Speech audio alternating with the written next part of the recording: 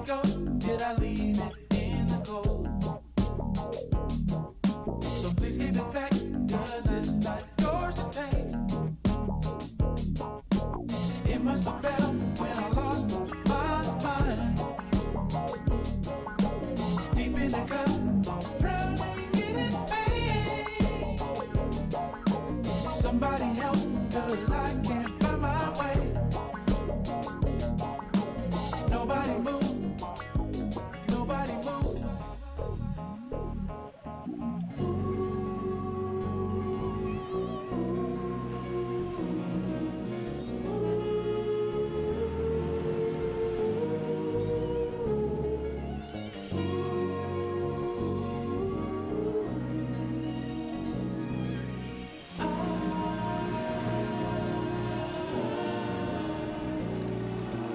Somebody tell me how I'm supposed to feel when I'm sitting here knowing this ain't real. Why in the world would I give my heart to you just to watch you throw it in the trash? I've been juggling so long, I don't think I can hold on.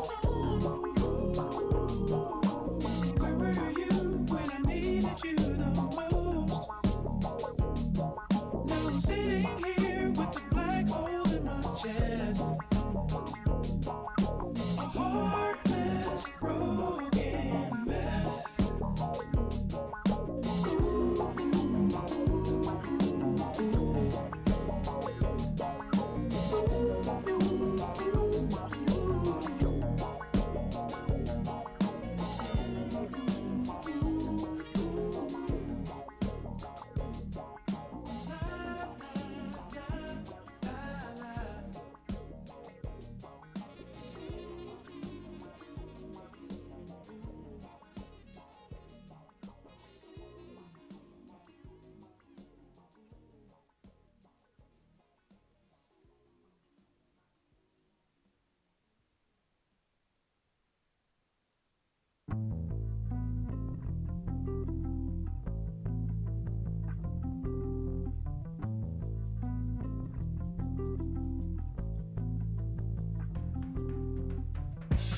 Here it comes, in and out and around, grin and bear, almost there. Here it comes, this is the best part, this is the best part. Getting weak, but I'm doing fine. How are you? How are you? Everything and nothing swirling around in my head. All at once, all at once. Wherever you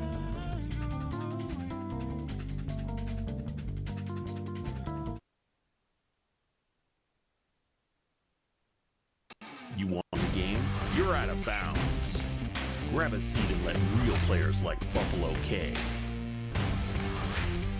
Digital Champion, MXC Jimmy, AZ Rhino, Big Keop, and J-Dub explain that you're not ready to get in the game unless you're ready to go out of bounds. Happy Wednesday evening, everyone. Happy September 18th. We are back with an Out of Bounds. Sorry we missed you guys last Sunday, but we have a very special guest with us tonight. Other than, I don't even know the Eagle's name, but does the Eagle have a name? Swoop. Swoop. The Swoop Philadelphia Eagle. What's But the real man of the hour is our main man's Boogz, a.k.a. Bugatti Boogz. What's up, man? How you doing? Hey, man, I'm doing great. Excited to be on, man. Ready to have some fun. Just chill out with you guys, man. Appreciate you having me on. Yeah, appreciate you coming on. This is a little bit different than what you're used to, and I think you have a pretty good understanding of what we do on the show now. And you know Keop, and you played, what was it, 2 or 3 weeks ago with with your partner over there? I mean, that's Scottie Pippen right there. You know, my guy helped me fight through and get everything done. You know, Drini tapped out. I think Drini was scared of the moment. That's really what I think it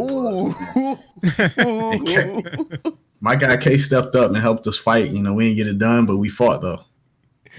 That's great. Kay, what were you thinking whenever you saw that Drini and Boogz were pulled as your partners? I was super excited. I'm like, this is a guaranteed win.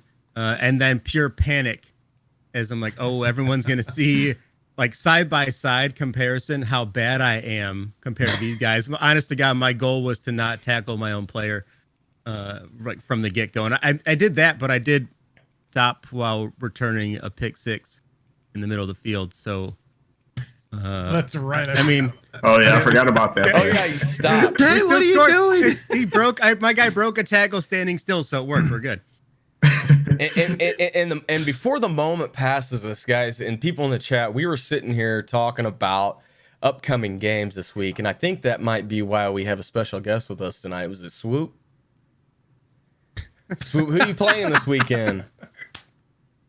We play them dirty, disgusting Lions from Detroit. Man. I made a special appearance just for Reginald Honda Boogz Brown. Honda Boogz. I mean, he thinks he's a Bugatti, but the Lions are going to be a Honda. Oh, okay. I was wondering where the Honda came from. I mean, the disrespect for my Lions. I put it like this: if we get Jalen Ramsey, 14-1-1. If we don't get him, you know, we'll take that extra loss, 13-2-1. People leave Detroit, i.e. Barry Sanders, Calvin Johnson. Who wants to go to Detroit? Nobody. You know, he don't have a choice if we send all the draft picks. That's all that matters. All the draft picks. That's true. Hey, they got a man by the name of Kenny Galladay. I think he could be. Yeah, he's good. I think he could be a top 10 receiver this year. Yeah, he has a lot of talent. He's real good. I think he's going to be good. I think he's way better than Marvin Jones. I'm a fan of Galladay. They get a little bit better play call, and they're going to be all right. Yeah. I haven't been watching any of the play calling, though, so I don't have any input on that. But I know Keop was a little bit nervous about this weekend.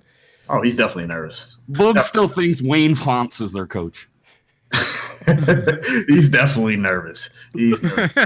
Don't let the bravado fool you. That's why he has that whatever that thing is on his head, because he knows the deal. He knows that these Lions are coming to play. He's a little nervous about it. He don't want y'all to see him sweat. Your beak is still bigger than mine. So, Keop, are you doing the whole show on that thing tonight? No, hell no. It's fucking hot in this thing. I was just getting ready to say it sounds like it looks I'm like sweating more than Boogz at being in line at a buffet.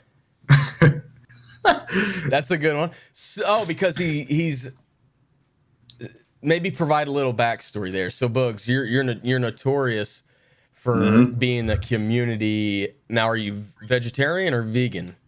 I'm actually nothing. Okay. I don't really classify as anything. It's really more so I focus on real food. So basically, if a caveman showed up in my kitchen today, if he can't recognize the foods that's in my kitchen, then that means it needs to go in the trash. So if I bring out a Cheerio and he says, "What the hell is that?" then that means it needs to go in the trash. Is that paleo?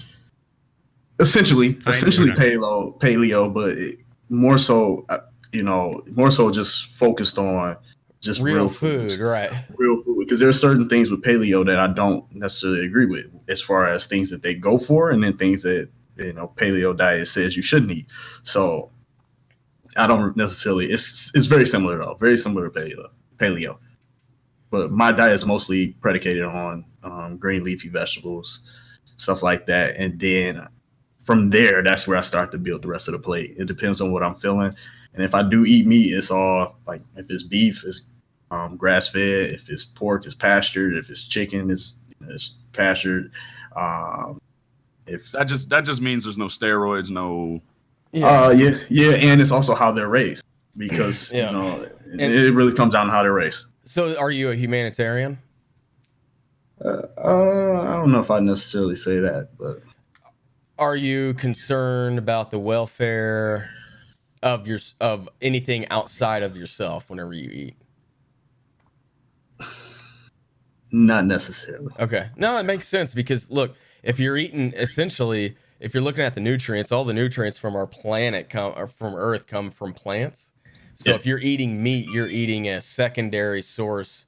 Exactly. Yep. So I get it. A lot of people do it, and I know a lot of people that do it, and they're not. Honestly, I don't know a lot of people that do it. I know a few people that do it, but the people that do it right are extremely healthy, and they're much more well equipped to explain the benefits of eating that way than I am. But that's awesome, man. I'm sure you feel Yeah. great. Oh yeah, I feel good. You know, after I eat a meal, if I can't feel good after eating my meal, then I probably ate something I shouldn't have ate. Yeah. Well, that's enough talking about food. We're gonna get into the show. I think it's like I feel like we could sit here and have this conversation for a while because Yeah. I have a bunch of questions about it, but it's super cool. I love the science behind it and it makes sense. All right, anyways, we're gonna go ahead and get into the first topic. I think everybody knows the rules by now. First topic for the night. I'm seeing a lot of chatter on Twitter and Reddit calling for a patch or a nerf of the run. What's your guys' take on that? Keop, we'll start with you, bud. You guys know I'm very vocal, either way when it comes to whatever is going on with Madden. I've thought about it the last couple of days, and then, like, I always do my due diligence. Like, I always have an educated opinion. It's not just off, well, sometimes it's not an educated opinion, but you get what I'm trying to say. But with this, when it comes with this, I've been looking at Twitter and I've been taking everything in. Taking into consideration Mo's opinion, Problem's opinion. Those are two, well-respected people as far as, how the game plays and how they play the game. I always listen and I take into consideration guys like that. Even if Boogz had an opinion, I'd listen to him and I'd look at his. I was very adamant about, the run being a little OP. But after I've sat on it a little bit and I've thought about it, like, I've seen a lot, and the game is balanced. The game is a lot more balanced than what it has been in years past. But because it's that balanced, like, people are taking advantage of the run because it's harder to stop. So if you can't stop the run, there's ways to stop the run. You have to have the balls to run commit if you want to run commit. You can't over pursue with your user. There's defenses to stop the run. There's multiple defenses to stop multiple formations with the run. I would much rather try and key in and stop the run than stopping someone's potent bunch or potent trips tight end, or because there's so much more you got to worry about with route combinations and is the zone going to play correctly. With the run, all I got to do is shoot a gap and position guys. Now, with that, run fits are a little different. I don't think the run fits are as good. I don't think the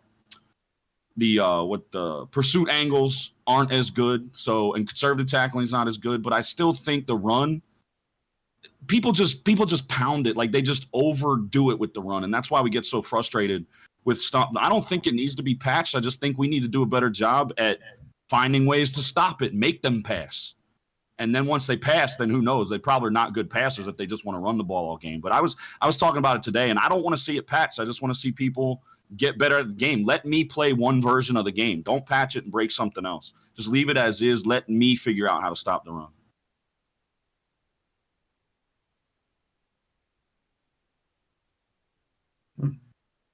We lost Jay's audio. Can't hear you, Jay.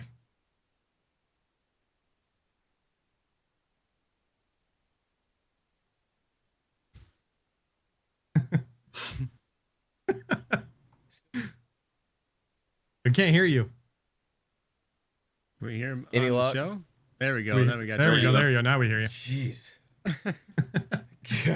Golly. Thanks. No, I appreciate you telling me that, and I'll cut that. I probably won't cut it out, but I'll say I'm going to cut it out right now, but I probably won't before we put it up on the podcast. But what I was saying was that, yes, I saw that Zan actually released a counter to a few things today. That's neither here nor there. Boogz, you're sitting over there smiling, man. What you got? I don't know. I have quite a few responses to what Keop said. I don't think it's balanced. First, let me first off say this. I don't want to patch. I typically always say no patch, no matter what, no matter how bad it is. I would say no patch. However, I think the run is OP. I think there isn't a clearly defined way to stop the run. The run fits aren't clearly defined. You can't. So let's just say previous years, for example, I could come out and cover 4, know you're running. I know that my 2 safeties are going to play run fits and shoot down, and then I could put my cornerbacks in clouds or squat flats or some kind of flat, and then I know that they will play run fits. This year, I can't do that. I can come out and cover 4 and put my outside cornerbacks in clouds, and they just don't play run fits. They just stand there and choose not to play run fits whatsoever. And my only way to tell different defenders to play the run fit is basically to blitz them. So anytime I have to do that, they better be running, because if I blitz my outside corners and I'm in cover 4, for example, then I'm essentially giving up a touchdown. Then the pursuit angles aren't very good, because the guys, they just start running off. They'll see a guy coming right at them and they'll just keep backpedaling. Or they'll just take the wrong angle, or they just start tripping over air or tripping over each other. It's too many random things going on with the game. And then, like, I could run, you guys can run, one of you can run the ball on me 10 straight times. I can stop it 8 straight. Then the next 2 give up a huge run. And then you can run the same run 10 straight times. I can do the same adjustments. Yeah. And then it works 8 straight times, and then I stop it twice. So it's too inconsistent. There's no real clearly defined way to stop it at all. It's a lot of different things, and that just makes it just OP and out of control. So if the game, let's just say the game wasn't coming out for another year and a half, and I was testing the game, I would say this game is not ready to go out. It needs to be fixed. Fix this ASAP. It's not a good look as far as the run is concerned. Do you feel like that the parameters for the outcome are too wide or too narrow? If that question makes any sense. I think I understand what you're trying to say. I don't even know if that. I don't think that question was framed up the correct way, because I feel like what you're saying is that you feel like you're hamstrung whenever you're going out to the play, because you don't know what to call, because. I mean, isn't that all a part about picking a defense? And I mean, if you pick the wrong defense and you get burnt. No, I mean, because if I understand the game and I understand what plays what run fits, for example, if I understand that an inside quarter is going to play run fits, and I understand that outside thirds don't play anything, but if I put them in clouds or squat flats, they're going to play the run.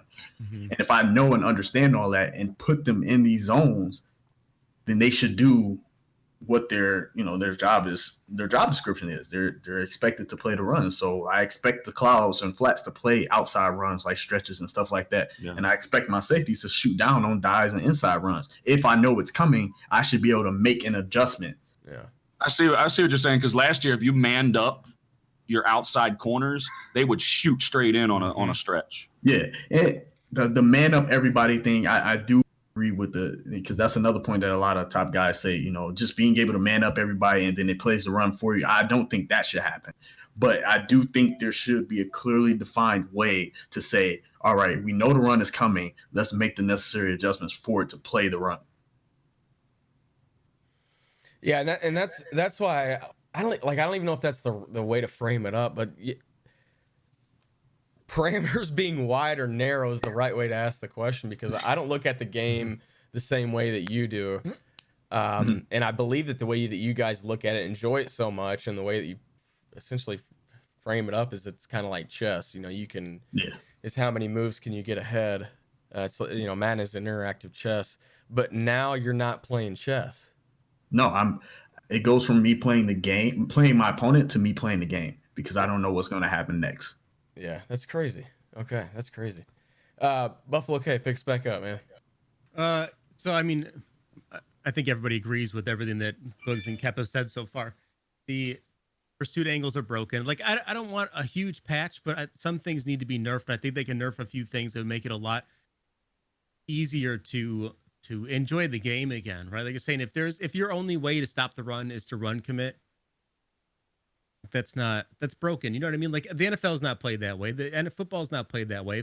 If a team comes out and go, hey, we're 95% sure they're going to run it, you're still not sending, 10 guys in. You're going to cover a little bit. and it's broken right now. Where if you're not sending 10 in the right spot, not just sending 10, but they have to be in the right spots, they're going to break it off.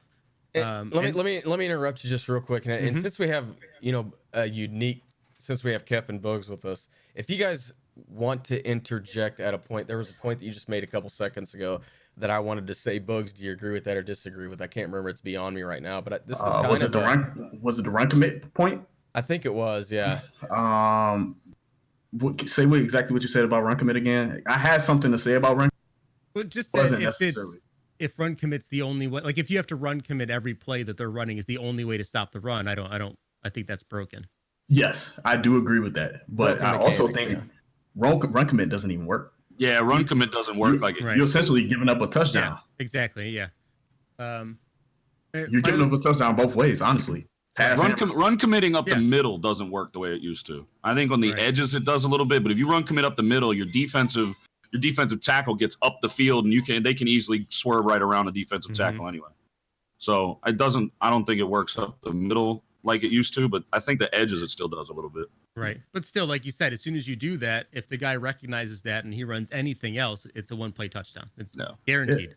I mean, it doesn't play to run if they run, and then it does, and then you're giving up an easy pass if they pass. Right. Yeah, and at least if I'm willing to know that, then I should be able to at least make them pay if they run the ball. Exactly right. If that's an effective counter, if you run commit to the outside and they go that way, it should be a guaranteed stop, right? If the other option is to give up a pass for a touchdown, I'm okay with that. But right now you're still losing at both sides because it doesn't, like Boogz was saying, if the guy's going to come out and run 10 times, that's why guys run 10 times in a row, because they know 1 out of 5 of those is going for a 70-yard touchdown and they don't care. It's 4th and 30. F it. I'm going to run a dive or a stretch play, because if you juke, God forbid you juke or they juke in the backfield and then become untackleable for 15 yards. You can have 9 guys run into them and just fall off of them because something like breaks in the backfield.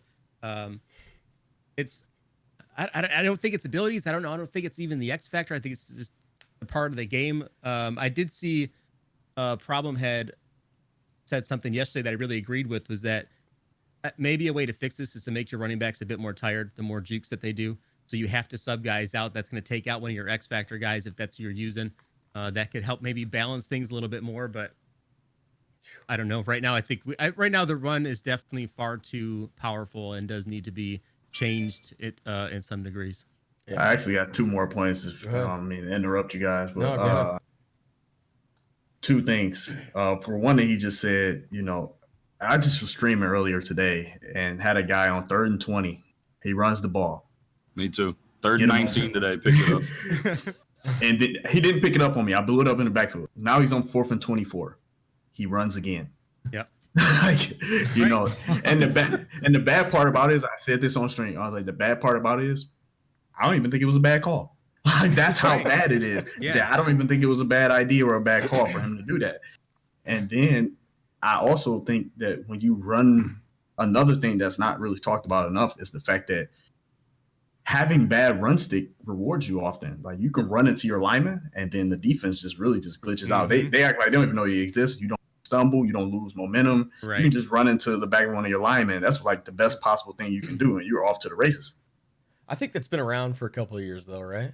Or am I wrong? I think it's worse this year by far. Yeah, it's worse this year. And then with the stumble at least slowed him. Gotcha. All right, Ryan, I'll pick us back up, man. All right, so you guys know I'm pretty much the community noob per se when it comes to the head-to-head scene and all that. So I don't play Give a lot us of the it. noob angle. What's the run doing to your My game thought experience? process is, it's seeing like DC. We've talked about it with DC on the show where he had 400 something rushing yards. I mean, Trumpet Monkey tweeted out the other day about 500 something. Ooh, he yards got in a lit game. up too. He got lit up for it. He deleted it, and it's.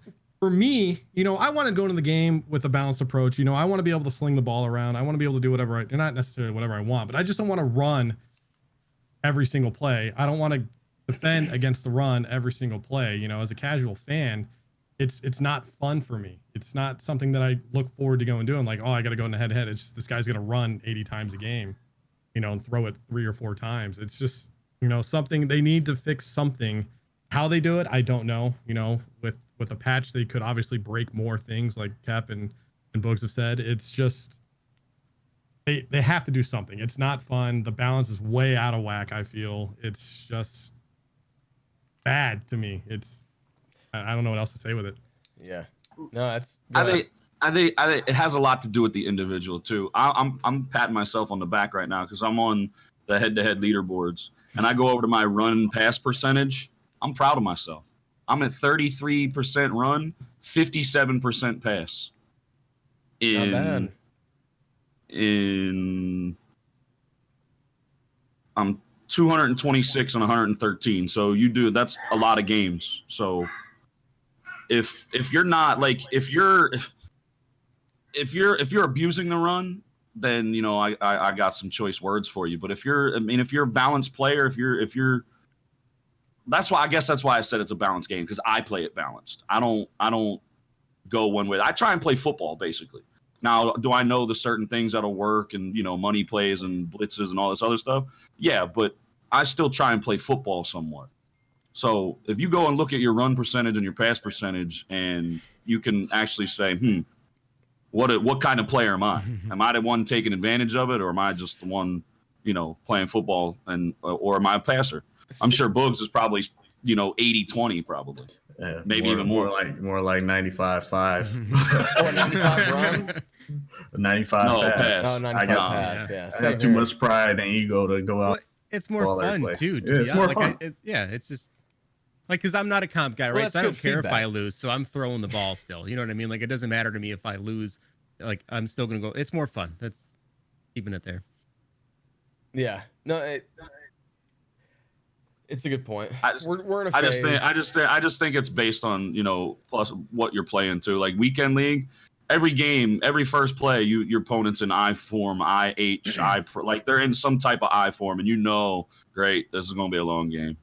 Yeah. Like, so I mean, I get what you guys are saying. I still think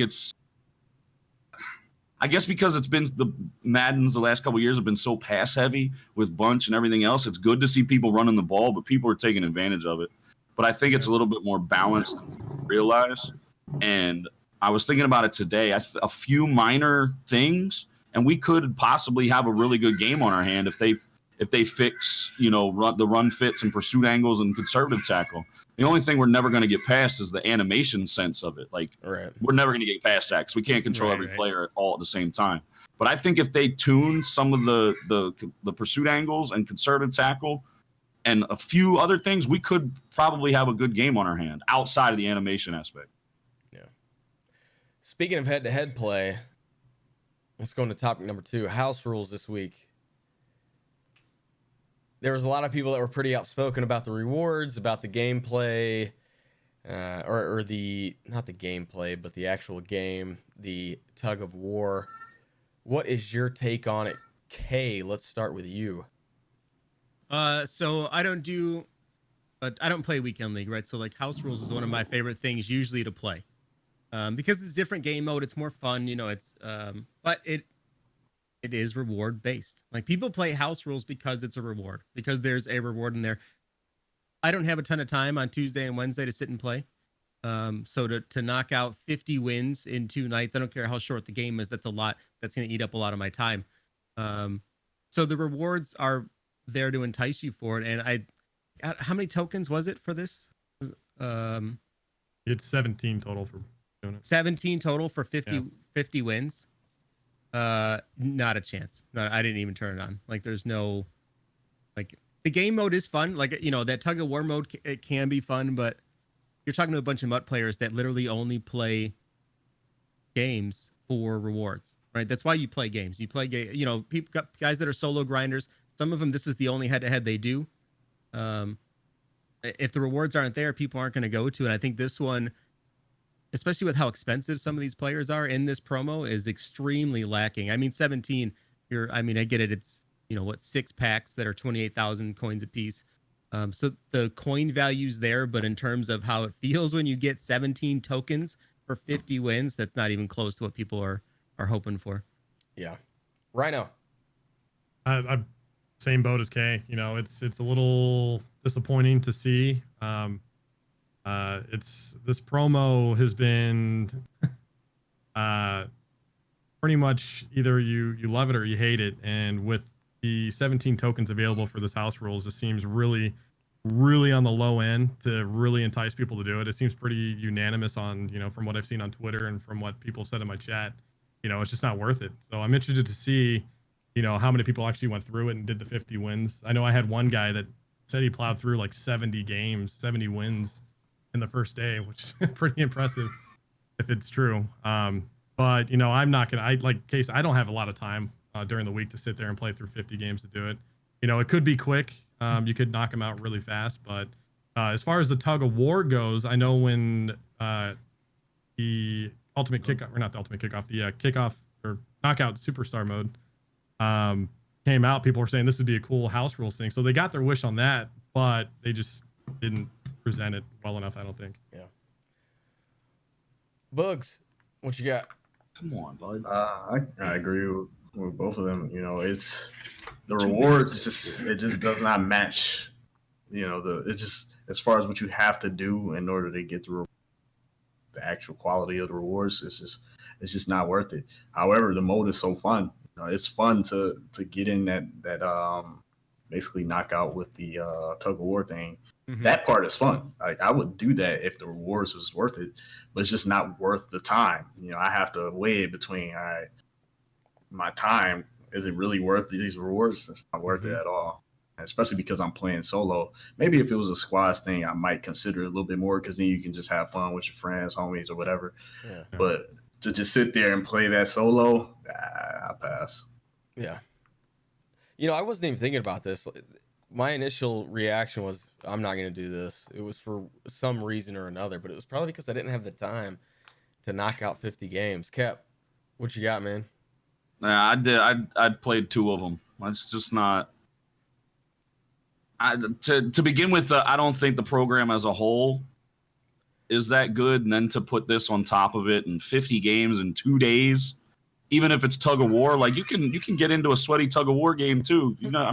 It's just how people play the game. But it's not worth my time. I'd rather go in and play a season and get all the trophies and coins and that. But they got to figure out a way to reward us. I mean, if we're gonna play the game, reward it. Like even a little bit more would probably suffice some people.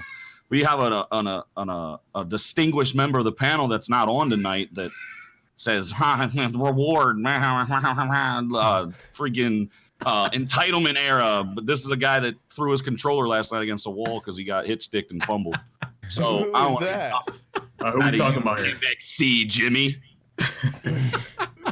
Damn. Wait, where's this video at? I need to. Well, the thing on the rewards, real quick though. It's the values there, right? So coin values there. Like I said, those 17 tokens, it's 158,000 coins worth of tokens, right? But what's lacking is that doesn't do anything in terms of, like, what are you gonna do with them?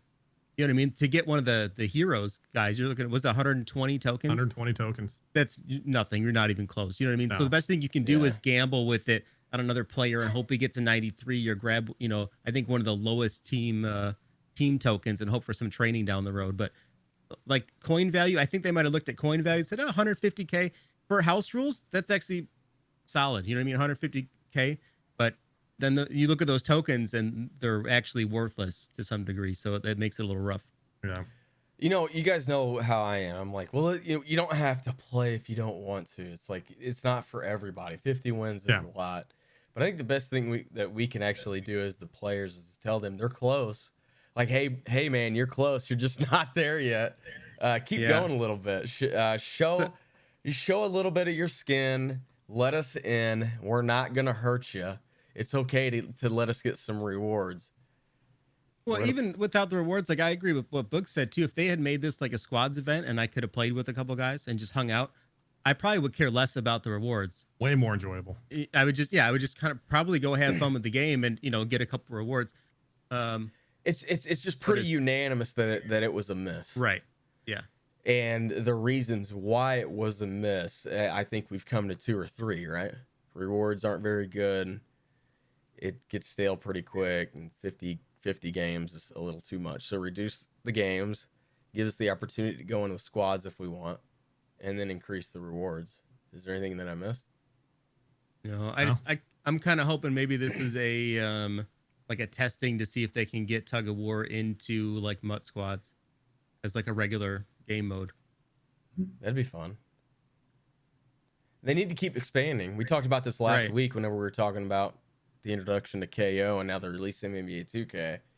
If you look at the, and I'm going to go off a little bit just for a second because this is an important topic, I believe. If you look at the viewership for the NFL versus the NBA, I believe the NFL, I don't have the numbers in front of me. I know the NFL is number one. But if you look at the Twitch viewership, you have 2,000 people in the Madden index, and you have 200,000 people in the NBA 2K index. Is this a topic that we're gonna have to like? That's a what is it, Boogz? I don't know if you thought about this. You said there's 200,000 in the 2K index. I don't know if there is or not, but it might be 20,000. I know it's significantly more than the Madden index watching 2K than they are Madden. Gotcha. And then the correlation that I'm attempting to draw is that 2K has found a piece in their My Park, My Player aspect of the game that has pretty much evolved past Madden's current game. Yeah, I agree. I don't think you can't. Go ahead, Boogz. Go ahead. No, go ahead and get your point out. I don't think I don't think you can compare Madden to any other game on the market. None. Why's that? Because it's 11 on 11. You're not gonna. Maybe I don't know. Maybe somebody wants to relive their high school glory days and play center for your squad. I mean, I don't. Other than like making So it goes back to the question that I asked Boogz earlier. Do you feel like the parameters? What I asked? Do you feel like they've been widened or shrunken? Something like I can't remember exactly the way that I phrased it, but I feel like something like that. Yeah, but I feel like that with NBA, you're NBA 2K. You're allowed this freedom that you're not allowed in Madden. I feel like especially if you're a pro, and I've been playing it since 10. But I swear, I feel like every year that I play it, I'm getting put more and more into a box of how to play the game, if that makes sense. I don't care what they do with squads. I'll never be a squads player. No, I don't like squads either. Why not? So it's just not what I mean. I had a blast playing squads with Kaay and Jimmy last week. I had a ton of fun doing it. Creature habit, I guess. I don't know. It's just not how I. Madden's changing, Madden's evolving, and it's slowly, pushing our day and age out. I mean, they're adding all this other stuff, like Kaay and Rhino. You guys enjoy that stuff, but for hardcore competitive guys that just want to get on the sticks and beat the hell out of somebody and talk some trash, it's just not. I'll never be a. Yeah. They could totally keep that into the game, but I mean, we had NFL Street back in the day. Why couldn't they implement something like that with Madden moving forward to compete with 2K, My Player, and all that stuff? If that's what they're looking to do, if that's like the missing element for Madden, they could easily implement something like that. I would believe. What's your thoughts, Boogz? I mean, I think there's a lot of different reasons why Madden isn't. One, the game isn't fun. You have, a run game. Man. It kind of just, and then just all of the different things that just drives the viewers away, or the people that actually play the game. Because if you aren't having fun when you play it, then you're not going to have fun when you're watching it. Like, that's really what it comes down to. Then, I think squads could assist with some of the viewership. I think because squads definitely has an entertainment value that doesn't exist when you're playing solos. When you have guys communicating with each other, or just the arguments. The arguments I know every time I'm playing. If I'm playing with one of my homies, I'm yelling and screaming at them. So because if what are you doing? Exactly. So it's like with that, it just adds a different element to the game that I think could help with the viewership. 11 on 11, like Keop said, nobody's gonna want to play center unless someone's trying to relive a glory day. And the network would be crap. Oh yeah, It it'd would be be really shot. bad. But The 3v3 is good. I as the kids would say, low key creep in your stream whenever you're playing 3-on-3. Like I do work and just sit there and I'll just have it up listening and watching. And there is an entertainment value, and that's what I want to encourage EA to keep doing and exploring these different avenues. And as quick as Keop is to knock everything out, they have to understand that they have to keep broadening these horizons because the video game I get it. They're trying to bring in other evolving. people. That's fine. Yeah, no, I know. That doesn't mean that you have to like it. What I'm saying is that you're a specific type of player, and that's why we love you. But a part of your persona or personality is that fuck the market, fuck the card art, fuck the animations. I want to play head to head and only head to head. There's not a lot of those left. I think there's EA is enough, gonna have to though. do something with. I mean, I was talking to Kaay offline, and the viewership has dropped so much already with Madden. Yeah. We're at 2.6 viewers right now, and then half of that's in Chewy's stream right now because he's got drops. And then Yeah, you it's got because of the 2K, drops. Right. with 2K sit at 13.5K, and then FIFA just came out at 22.5K. Ooh, So shit, FIFA. I mean, they got to do something, man. When did FIFA come out? Today. Today. Oh yeah. man, damn. But I think, like we were saying too, and watching head to head is rough. That's why I'm kind of hoping that this mode, this tug of war, makes its way into MUT squads. This way you can use, like, a lot of people only play MUT, right? Like Superstar KO is fine to go play, but we're MUT players. You know what I mean? Like I want to play with my team. I want to play with my power ups. I want to play with my stuff. So if we could do that in MUT, I think for a content creators, a streamer side of it, like those shorter games, I think are more fun for people to watch because nobody wants to watch a game that takes 25 minutes and it's been 75 run plays. And if it's 10 plays, you're quick in and out, and you're playing a whole different group of people. Yeah. Their mentality's different. Like faster paced things are a lot more fun. I think I said it today. Outside, if your name's not Problem Right and a couple other guys, personality drives content. I don't care how bad the game is or what game you're playing. I could probably have 100 people watch me make an omelet. Just because I'm just going to entertain people. That's what it's about. I don't care how bad the game is. Now, if the game's making me angry, like the past couple of years where I've stopped early each year, if the game's going to make me angry and I project that onto my audience and it's rubbing off, then I'm going to stop playing that game. But if I'm having fun, I'm entertaining the hell out of you, no matter what the game, no matter what my opponent's doing, no matter what I'm doing. Right. So I think it boils down to us keeping everybody entertained and in tune with the game. That's a good. I wasn't sure where you were going with that because the point that I want to drive home is there's nobody that wants to get this fixed more than us. I think that we're the people, Boogz, Keop, Rhino, Kaay, people in the chat. I don't think there's anybody more than us that wants to see Madden as a whole succeed. So whenever we sit and have these critical conversations, we're not sitting here. There's a clear difference between us and other streamers that are out there. And the way that I want to differentiate that is that we are adults giving feedback that want to see the best for the game.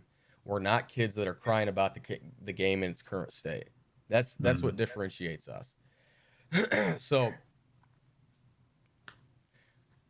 the only thing we can really do is tell them, just kind of give the feedback and not be as negative as somebody, and the only reason I brought that up, somebody said something in the chat about the streamers being negative, and I guess I kind of agree. And then some are. I mean, it's a vast majority. I mean, I'll be the first one to tell you, I used to be. I think I've turned a little bit towards all I'm going to do is make a sarcastic comment and laugh about it and make people laugh. Like I'm not going to get angry about it anymore. Now, there are going to be cases where sometimes I will. Yeah, that's just a competitive nature in me. But to sit there and bitch, piss, and moan after every single play, like if the coin toss don't go your way, there's some streamers, if the coin toss don't go their way, they're crying. And so, I mean, there's got to be a balance, but you've got to put a comedic twist on it too. You can't just be the guy that's always pissed off and always whining. Yeah. So I think there's a balance, and I think I've done a much better job of that, in an entertaining sense. Am I still going to get pissed? Yeah, but I think it's our responsibility. It's ours, not theirs. It's ours. And that's a good point, but it's You take feedback when feedback's given to you, and you react on it. And we'll just leave it at that. We digressed for about 20 minutes there, and I apologize. That was a good chat. Yeah, that was that's a good. good topic. Anybody have anything else that they want to say? I don't really want to pick it up, but Boogz, you're sitting there shaking your head. I don't know if you. Oh no, I'm you wanna good. wrap it up? No, we'll end up going way too long. We on that. could probably carry that on. Boogz is going to be a top player no matter what the game is. That's just Boogz. So, Yeah. Well, it could be backyard football, and Boogz at the end of the day is going to be one of the top players. So, yeah. it's different for guys like us. No, that's why I want to. If there's anything that you want to do to conclude, Bugs will shit on us all. I don't know if you've seen my Pats. Oh, that's funny. I don't even know how to respond to that one. Don't laugh too hard. All right, well, we'll continue the conversation. It still kind of stays on par though, but Ultimate Kickoff had an Ultimate Kickoff to the promotion. I have my own thoughts on it, but I'm interested in hearing what you guys have to say. Rhino, let's start with you, buddy. It's definitely an intriguing promo. I think not a lot of people, it seems like a majority of the people maybe weren't too happy with it. I find it really intriguing because it's more of an investment per se. I've had a lot of fun in the chat going through each player and kind of doing the pros and cons of like why this player would be good to invest in.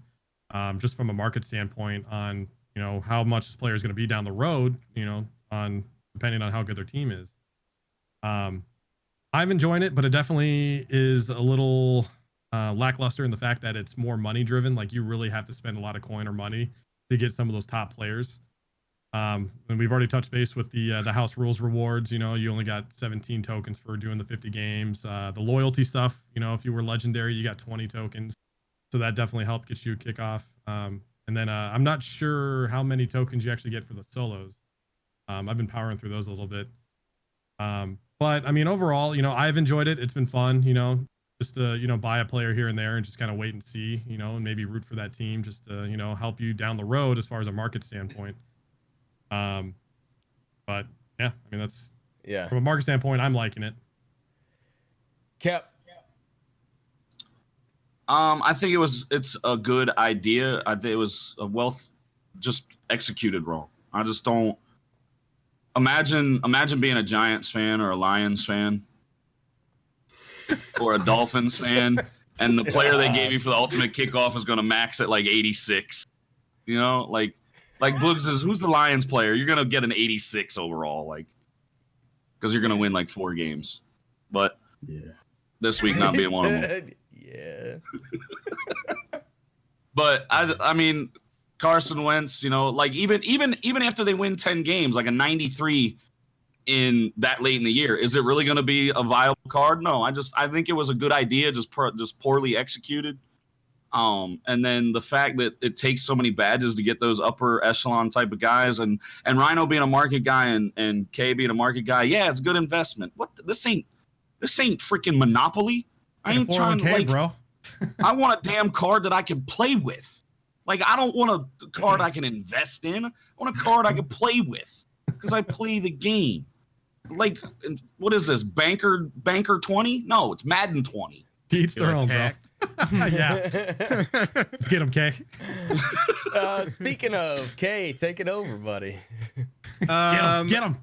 So first off, like, this promo is a general filler promo, right? Like, even last year, this promo was nothing in the year huge before comes that, out of it, and the right? year before yeah, it's that, never. and the year before This that. is a filler promo because we have nothing going on.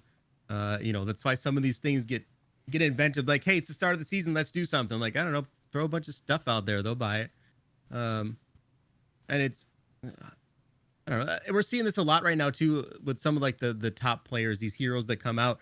They have almost a direct comparable card right next to them. Like, hey, we already have that guy. It's just a different name on the other card, right? Like Khalil Mack and Von Miller. I got guys just sending me side by side shots. That's the same card. But that's fine because, until Friday when Von Miller goes in packs, he's expensive. He's tough to get. You have another option now to go ahead and get Khalil Mack. It's just giving you more options with different cards. I like the gambling part of it. The kind of the risk part of it. The team token things you can get that turn into training based on how many wins they get, and even the players, even if they're not usable. I think it's a nice kind of way to boost everybody's training. Like I know Kept saying he doesn't want to invest in players, he wants to play in them. That's not what these are, right? These aren't playable players, right? Maybe the top guys are, the 91s are. Outside of that, the rest of these guys, for the entire time that they are in your binder, are going to sit there until you're ready to quick sell them for training, right? So that's all. And some of them are cheap. You can buy some for 40, 50, 60,000 coins, or do one of those token sets with the free tokens that you get, and then down the road, go ahead and walk away with an extra, I don't know, 15 to 30,000 training. Woo! So for some guys, for no money spent guys and guys that don't have a lot of time to play the game, that if somebody can walk away with 30,000 training from this promo, somebody that's no money spent, plays 2 days a week, doesn't get to grind it all the time, that's great for them, right? Like that's something for a different kind of player, but this is going to help out a lot. Yeah. It's one facet of the game. Boogz, what you got? I mean, I agree with pretty much everything that Kaay said. But from a competitive standpoint, for us, unless there's like this hidden gem, are really to invest in a player or anything like that. We're looking to have something like right now going to add value to our team. So from that standpoint, I just feel like the promo doesn't do much for the competitive players, but I think I definitely agree with what Kaay said. Like it adds a lot of value to the guy he spent. So, and then I also agree with what Kept said. It hurts for, like exactly what he said. It hurts for a guy like him, fan of the Eagles, and his team isn't going to win very much. So, from that standpoint, I agree with what he said as well. Like, Yeah. Keep it up, Reggie. Keep it up. I had 3 takeaways from that.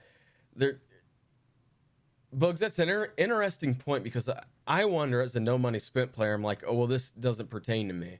And then I hear you as a competitive player, like, oh, this promo doesn't pertain to me. I wonder whenever they're sitting down ideating about a program, if they have their, I don't know if market segment's the right word, but their demographics or whatever, your competitive players, your no money spent. Like, I think that this promo only checked the box on a couple people, or a couple of the segments. And I think it's the money spent players for sure, and then the people that are running the market. Outside of that, they missed the opportunity with the impulsivity of getting players that we can actually play with now. I don't mind the promotion. I think it's an okay promotion. I just think they missed an opportunity to, pump some steroids into the game and get us going. And I think if they are taking some feedback back as, throw up a couple 92s and 93s to get some people excited about it, and don't make them cost $2 or $3 million. Make them attainable at like $1 million or 1.5, but I don't know how deep they go with it. Let's get into the next topic. Topic number 4. The auction house is dead.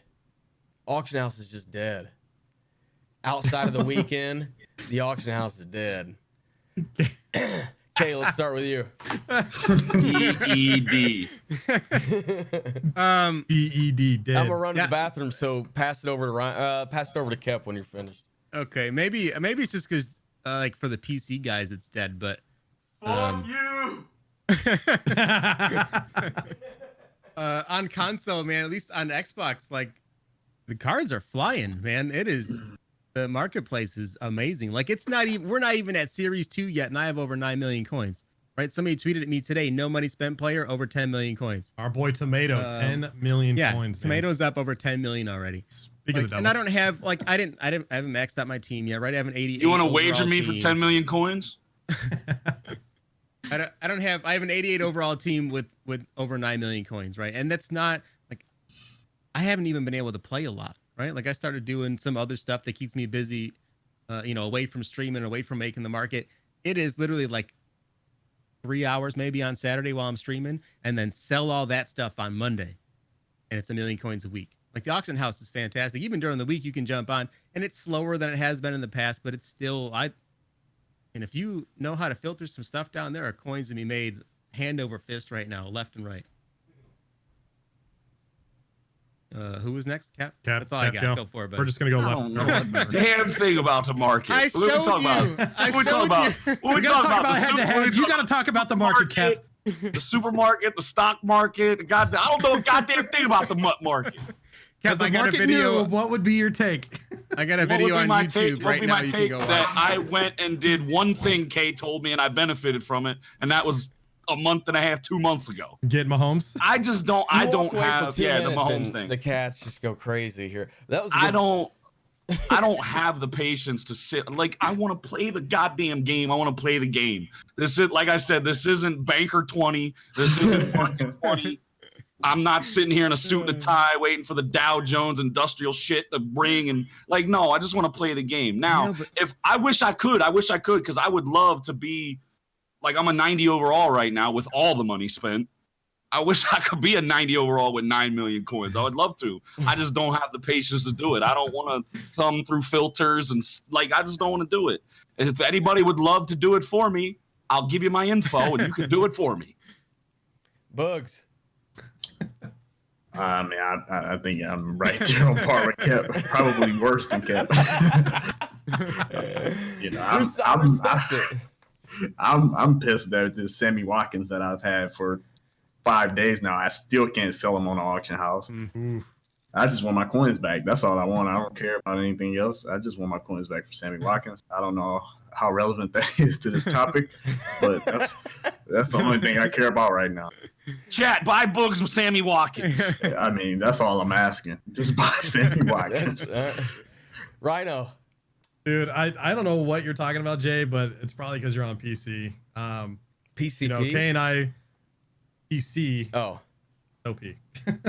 The market house is terrible on PC. We all know that. The player base is really light and it's terrible. So, you know, guys like Kay and I, we're thriving in this market right now. You have guys like Tomato, who tweeted out today where he passed 10 million coins playing the market. You know, it's not dead. It's definitely a seller's market, but you know, Kay has been putting out these phenomenal market minute videos daily, Where can teaching you people find what those? to do. Hold on. I got an idea. If you're on PlayStation and you're a market guy, we just swap accounts every now and then. I'll play your head to head. You do my market. Deal. So if you need some head to head stuff, I'm your guy. Ooh, We do Cap, bet. I'm about to go on zero PS4 next year, buddy. terms We're of service. gonna work something out here, bro. But yeah, I mean, it's fun. It's, you know, there's a lot of things going on right now. The cycle is finally here, and we're just waiting for, you know, MUT Heroes to come out. And Most Feared is gonna really kick off some stuff with the market, and it's definitely not dead. Not for console at least. It's been a lot of fun. That's good feedback, and I realized whenever I stepped away and Kay started talking, Bugs, I call people by the wrong name all the time. So Oh, good. I called Bugs. You can't remember Bugatti? Just call him Bugatti. I mean, No, I can't Not many remember. Bugattis around here, Yeah, you know? Bugatti. Anyways, Yeah. what I It's was like- meaning by that was that the higher tiered card market is messed up, and that's where I messed up in labeling this topic for the day. But I feel That's like true. that there is something going on with the rarity of the legends that are inconsistent, and that it's hard to find the limited cards, and we don't have any idea how many limited cards are out on the market. Whenever we used to know exactly how many limited cards are on the market because they were marked, we have no clue what's going on. I should have specified that it's a topic that I haven't really spent a lot of time thinking about, but I feel like my initial instinct is that it's fucking up a lot of things. It's gonna fuck up a lot of things in the future. It's gonna fuck up a lot of promos if they don't increase the pack odds and they don't find a way to decrease the price of the rare cards. People are gonna stop buying packs. It's gonna fuck up the game. I think we're really going to see a shift once Series 2 hits and those limiteds are in packs. And we'll see how that affects the market. We'll see if pack odds are increased, or we'll see. Because a lot of those cards are a unicorn. There's no way a TO should be 1,000,000 coins. I like No them being way. I Right. like them being expensive and rare and a unicorn. I just want to know how many are out there. And I feel like we should know as I feel like the market should know how many TOs are out there, how many Dawkins are out there. Well, those aren't even the limited guys. Those are just the Right. regular legends. Like Right. those Yeah. ones, the fact that because I went, what did I sell? I think I sold an 89 Dawkins the other day. There were 2 up on the auction block, right? And the card's been out for weeks, and there's only 2. Like I saw somebody was hitting me up in Discord asking for, I forget, it was like an 83 Steve Young or something. Couldn't find it on the auction house. There were none up, so guys were throwing them up for 200K just because you had no choice. Like, you know what I mean? Other than just sit there, you know what I mean? Don't do that, obviously. Boogz, do you think that the pendulum has swung too far in the last 4 years? You've been playing this game as long as I, right? Oh yeah. Okay. And are you talking about? I'm just saying, like, Ultimate Team 5 years ago, 4 years ago, we could go out and find the card on the market. It might be expensive, but we can go out and find it. Now we're finding ourselves. Most definitely. We don't know how many legends are out there. We don't know how, like the 83 Steve Young thing. Like, that's crazy. Let's be honest. Everybody's using the Dawkins because he's the best free safety in the game right now. You're hard pressed to make a Brian Dawkins or pull one and not be using him. Free safety in the game. Yeah. Great point right there. Go ahead, Reggie. You guys say something. Well, what do you want? A Glover Quinn with 82 speed? No, I just want to sell my Sammy Watkins. That's all I want, man. Somebody buy my Watkins. That's all I want to do. I'm stuck with this 91 Sammy Watkins that I can't get rid of, and it's 4 of them on the auction block right now, and I put them up for 878. So I'm willing to drop them for an extra 20K if somebody wants to buy it. Guys, that's not a bad price. Guys. If you don't have those coins, go check out my YouTube. We'll show you how to get those coins to go buy Boogz card. Shameless plug. Shameless plug. Yeah, feel free to put your YouTube in the chat if anybody wants it. These videos that Kay's been putting out are seriously legit, guys. If you guys want some market help, here you go. That one just rendered. That's brand new. That just rendered like 10 minutes ago. All right, so we're no longer code Keop. I'm done with all of that. Just sub to me. I got mouths to feed. That's great. That's good to hear. We're happy for you, man. Before we leave Mutt, I just want to be clear that the feedback that we give and the way that we differentiate ourselves is that we're there's nobody else that wants a better Madden game than us. With that said, is there anything else that you guys want to stress to anybody about anything about the current state of the game? Maybe just in general, just like, I mean, we've talked about it before, just with the negativity all around, it's just been unreal, and it's been really depressing to say the least. You know, I get it. The game definitely has its flaws this year, but attacking people, you know, like Kralo and things like that, it's not going to do any good, you know? Like, think about it. Think about what you're saying before you send the tweet, you know, and, you know, have some constructive feedback. That's okay. You can definitely have your issues, you know, champion. Things you don't like about the game, but it's just unreal, the negativity that I've seen this season. And, you know, maybe that's part of the reason why the player base has dropped off so much and the viewership has already dropped off with Madden. But I know this game's having some struggles, but just what I've seen on Twitter is just unreal. I think with you being new, Rhino, I think you're seeing what I believe is why so many people depart from the community so quickly. No. You guys know what I had to deal with for 5 days, so it doesn't just go towards the devs; it goes towards streamers and people online altogether. So I mean, it doesn't just take a toll on them, on the devs. Trust me. So you know, so just the negativity altogether. Like, I'm trying to do better. If I can do better, anybody can do better. So we just got to keep that into consideration. If you don't like something, if you don't like somebody, don't go out of your way to just leave it be. Just don't go out of your way. Just leave it be. You don't have to. You expend more energy going out of your way to do that than you do just leaving it be. Like, if you have to go out of your way to piss somebody off or say something that you know can be taken to another level, just don't do it. I mean, just be a decent fucking human being. It's not hard. It's not hard to be a decent human being. Yeah, people need some guidance sometime, man. I think it's us being the older people. We need to. You just gotta think twice about what you say. That's really. I think that's the most Think endearing. twice. That's the most endearing and oh shit, what's the word I'm thinking for you, Boogz? It's not prolific, but I think that the thing that makes you the icon of the community is that you're the dude that has, you know, you don't get too high, you don't get too low. And as somebody that's watched you over the last probably at least 6 years. I appreciate that. We need it.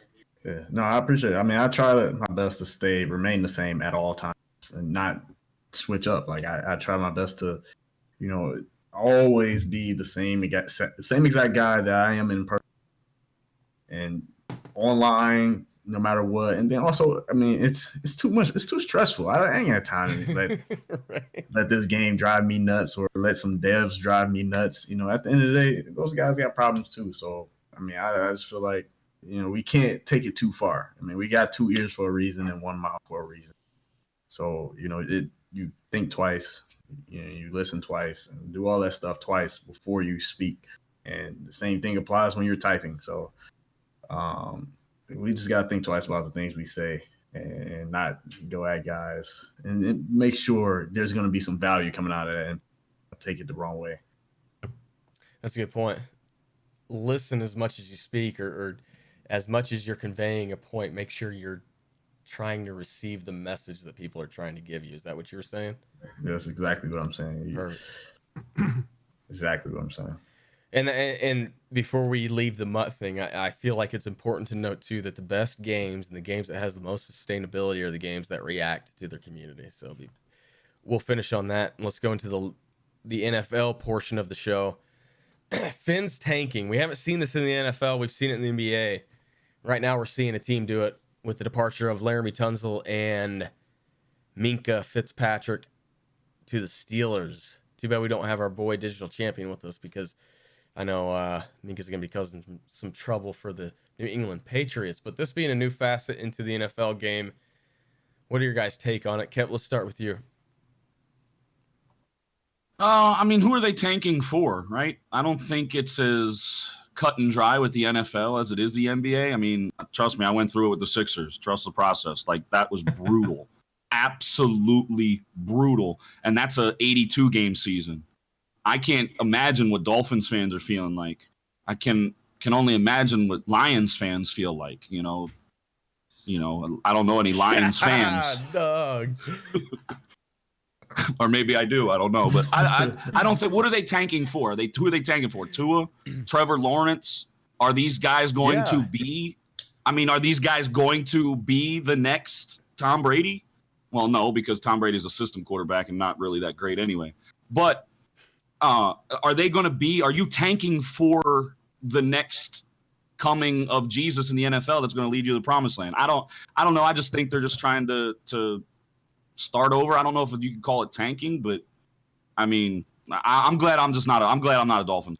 It's because I'm pretty good fans with a couple Dolphins fans. I grew up with a couple, and I talked to him the other day, and he's beside himself because you look forward to football season every year. Baseball's different because it's so drawn out. Basketball's different. Hockey's different.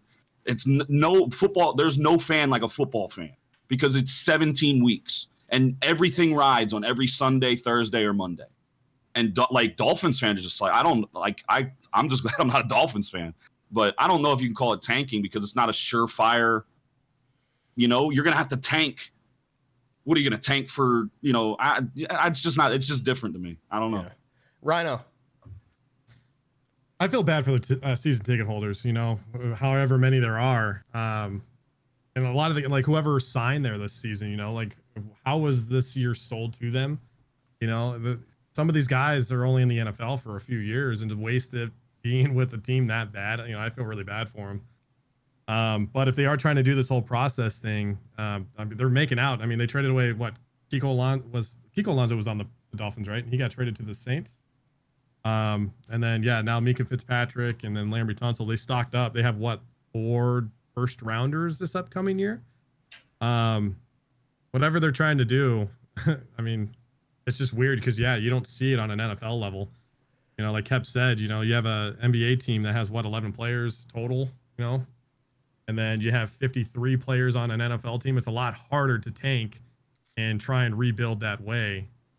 But I think it's really bad for the NFL. I hope somehow they step in and do something about it before it becomes a trend with other teams.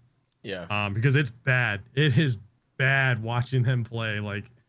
Fantasy wise, I'm picking whatever defense is playing them that week. There's no hope. Yeah. Fitzgerald is past, he's way past his prime. He shouldn't be playing anymore. But- And then I feel bad for Rosen. Rosen went from one really shitty situation in Arizona to another shitty situation in Miami. Like, that guy's just not lucky at all.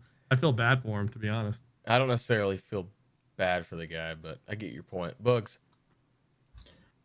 I think honestly we should just blame a certain city. This whole tanking, trusting the process thing. Go ahead. Keep it up. I'm Googling how to come through the internet right now.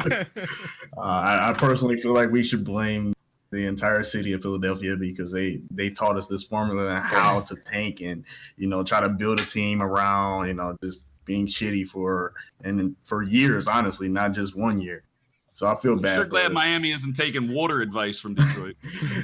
I'm glad the Dolphins. I mean, it sucks actually that the Dolphins have to be subjected to this, just as a city and the fans of the city. It just, I don't know. It's really bad right now to lose by as many points they've lost by in the last 2 weeks. Yeah. It's rough. I mean, it's worse than the 0-16 Lions. At least we weren't getting blurred a lot of games. So it sucked that whole entire year, but we at least had hope every game. I don't even feel like their fans have hope. Like, I feel like they're just like, all right, Yeah, they're just to the game. over it. Yeah. PK. So you guys know I'm a Bills fan. So a long time, the Bills had like death threat type rivalry with the Dolphins. So for me to see this, it's just a big Fat. Eat it, nerds. Wow. But no, I don't know. I mean, it happens in a lot of sports. It happens in more sports. You think like hockey's had tanking for a while, then they fixed it with the lottery system. I mean, didn't the Colts suck for luck? When they were going for him, that was like the chant in the stands. Yeah. Suck for luck. That was the chant in the stands. But they didn't actively tank for him. Difference. Well, they didn't try to do anything. I mean, to they help had their no Peyton situation Manning. either. They were Yeah. a bad So- team. Yeah, they were just a bad team. But I mean, as far as I don't know, some of the guys, like I get it. Like some of these guys, they don't play for very long. Minka Fitzpatrick is a solid player who's still really young. Isn't he still in his rookie contract? Like he would still be there in 3 or 4 years when they would hopefully attempt to be competitive again. I think even not even going all the way back to the Eagles. I mean, didn't the Browns kind of go through the same thing and just stockpile a ridiculous number of draft picks? It's not just this year coming up. They have the following year as well. So like for the next 2 years, they have, I think, no less than 3 firsts and 3 seconds. That's a crazy amount of picks. But now they got a hit on them. You know what I mean? Like they have to. These guys say this has to work, or else now you're looking at another decade worth of this not panning out. So I don't know. Miami fans and every player in there right now is in for a rough stretch for a while. It's something that we really haven't seen, like a noticeable tank in the season. If you watch, and that's where I got the topic from, watching ESPN, one of the biggest points is that they're actively giving away all their biggest players to bring in the draft picks. So we know that they're tanking. We know that they're giving away, there's, what do they call it? The outcome of yeah.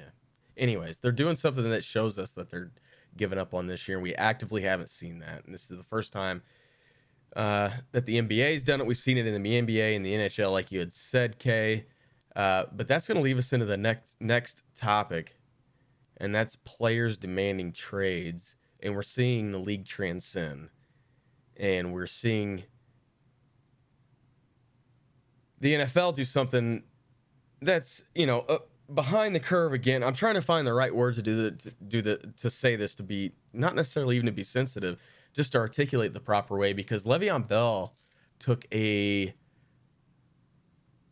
dude was essentially accosted every day for the last 2 years because he decided to sit out or was hurt and yada yada for his contract. But now we're seeing big star players like Jalen Ramsey and Minka Fitzpatrick and whoever else, Jadeveon Clowney, who's another big name that was traded this year. Trent Williams. Well, he hasn't been traded yet, but Yeah, he's trying. AB. we're seeing something this year that, you know, we're gonna look back in the next 5 years and be like, holy shit, Le'Veon Bell flipped this. I guess Le'Veon Bell in the NBA flipped this league upside down. So, Cap, let's start with you again. No. Let's not start with you, Cap. Let's start with Kaay. Sorry. Yeah, I really don't know how I feel about this topic. I don't know. I hate the drama and like nonsense that goes along with a lot of this. I get it. Players are going to want to play where they want to play, but demanding trades, like, how does that work though? Like, look at AB. You know what I mean? Like, I don't know. AB Trades just got freed up today, man. He's. I know, but that's what I'm saying though. Like, look at Antonio Brown demanded a trade, right? Demanded a trade, got traded, said F you, I'm going over here, found a way to get out of that. So who's going to trade for these guys? Knowing that he's got an out.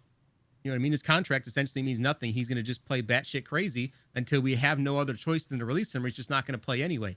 So why give up a first round pick to be in the news and look like clowns for the next season? You know what I mean? That's essentially what's happening right now in Oakland. They traded for AB and then walk away with like, well, shit, that didn't work. And lost a draft pick. So that's setting, a different kind of precedent too, other than guys just demanding trades.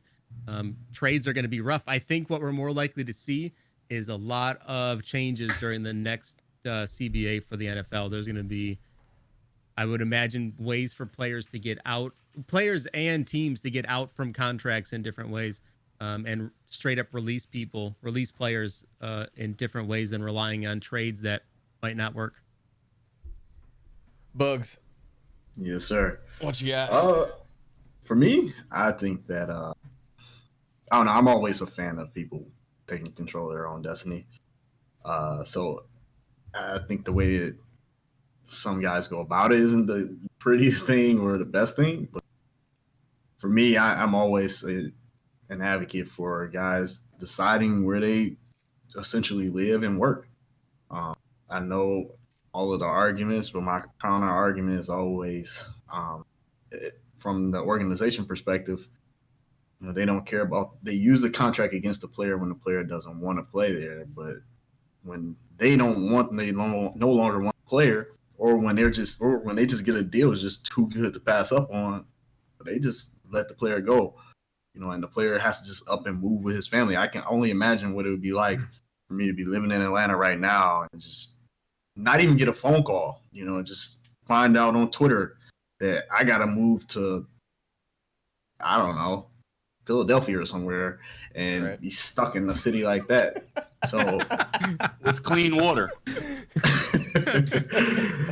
So it's just stuff like that. I always think, I'm always a fan of guys having control over their destiny and going wherever they feel is going to make them happy.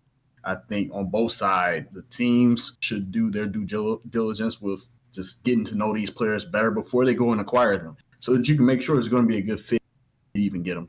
And then the same for the players, because the players make these rash decisions, and jump, and then end up in a spot where they really don't want to be. And then now they're asking for another trade, trying to get out of that spot. So I think both sides should do a better job, but I'm always going to push for guys to just be able to decide where they want to go.